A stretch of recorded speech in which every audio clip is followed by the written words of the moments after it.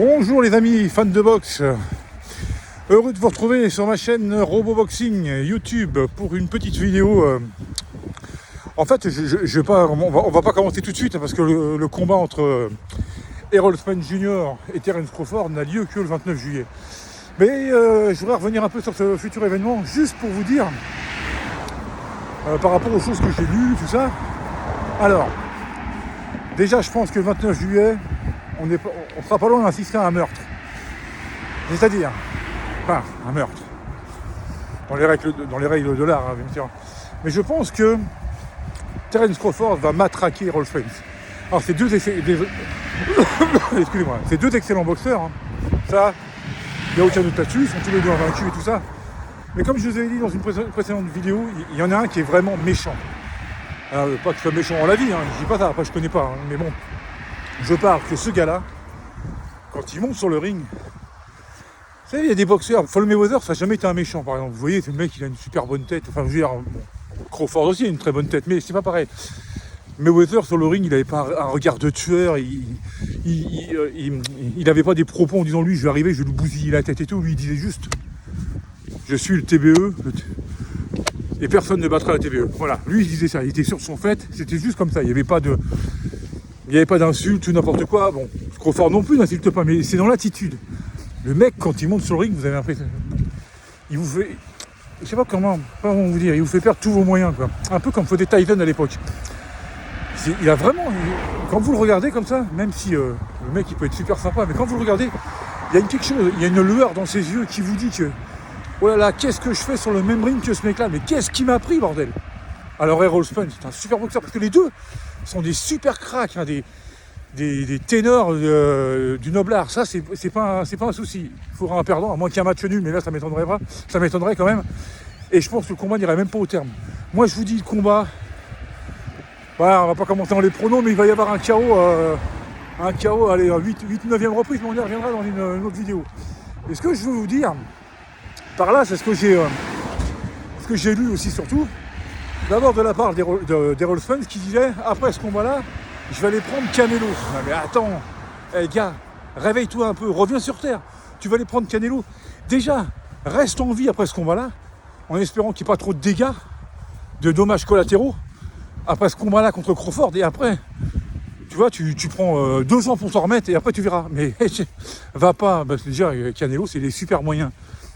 Donc, il y a carrément une différence de poids. Je sais pas combien de kilos, mais il y a une différence de poids. Il y a au moins 10 kilos d'écart.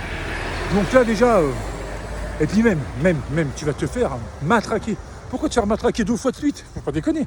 Déjà, tu auras peut-être du mal à te remettre de cette défaite contre Crawford parce qu'elle va arriver. Il faudrait vraiment un tremblement de terre pour que Crawford perde ce combat. Et encore une fois, ça n'en veut rien à Errol Spence qui est excellentissime. C'est pas ça. C'est Crawford, il est tellement méchant, tellement il n'y a rien. Et puis il craint rien, il n'y a rien qui peut lui arriver. Enfin voilà, c'est ça. Bon bref. Ouais, après ce combat-là, je vais prendre Canelo. Mais moi, je vais pas me foutre de ta gueule, Spence, mais là, tu rêves debout. Et après, alors là où c'est carrément plus plausible, enfin c'est carrément.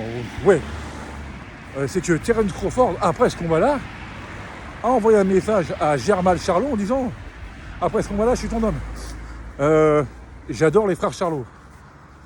Mais j'espère que l'autre, il va tout faire pour l'éviter. Enfin non, on veut des super combats. Mais je veux dire, pour sa santé, en fait, pour la santé de tout boxeur, évitez Terence Crawford.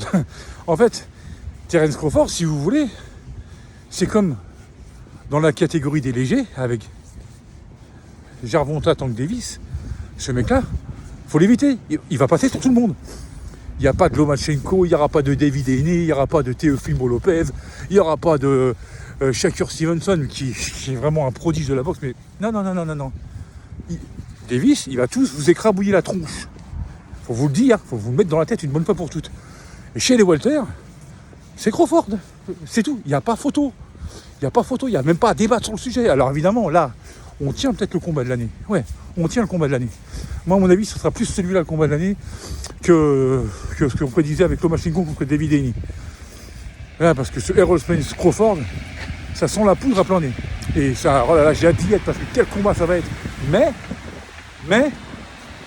en restant objectif, parce que même si j'adore Crawford, hein, de toute façon il fait partie de mon top 5, top 6, enfin c'est 20, si on accepte le 5 ex-aequo, j'ai un 5 ex-aequo, bon bref, il va écrabouiller tout le monde, chez les welter, les super welter et tout ça, c'est Crawford. Comme on dit c'est les moyens, les super moyens, Canelo il peut rester sur les super moyens, il va redescendre chez les moyens, il va écrabouiller la gueule à tout le monde. Parce que c'est comme ça, c'est comme ça que vous avez, comme à l'époque Mayweather, il dominait. Vous aviez beau avoir une stratégie contre lui, les mecs avaient beau avoir une stratégie contre lui, une fois arrivé sur le ring, la réalité rattrapait le reste, c'est Mayweather qui gagnait. Bon bah voilà, là ce sera pareil. C'est juste une, je sais pas comment on dit, la réalité, une réalité des faits.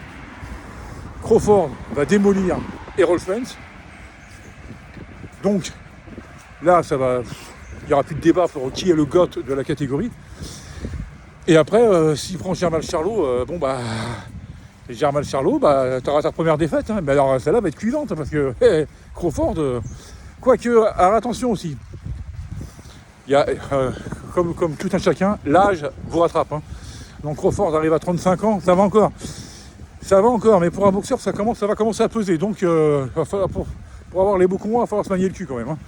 Parce que Mayweather a arrêté à 40 ans. Le combat du siècle contre Pacquiao, il avait 38. Même si c'était tactique, c'était calculé, c'était machin. Ok.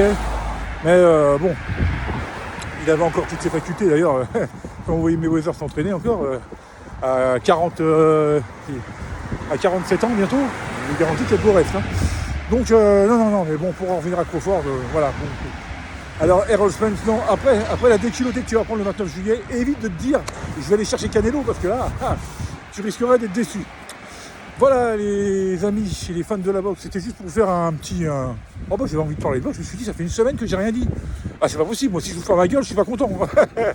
Donc voilà, sur ce samedi super ensoleillé, je vous souhaite à toutes et à tous un super samedi, un excellent week-end, et je vous dis à très bientôt, et surtout, portez-vous bien.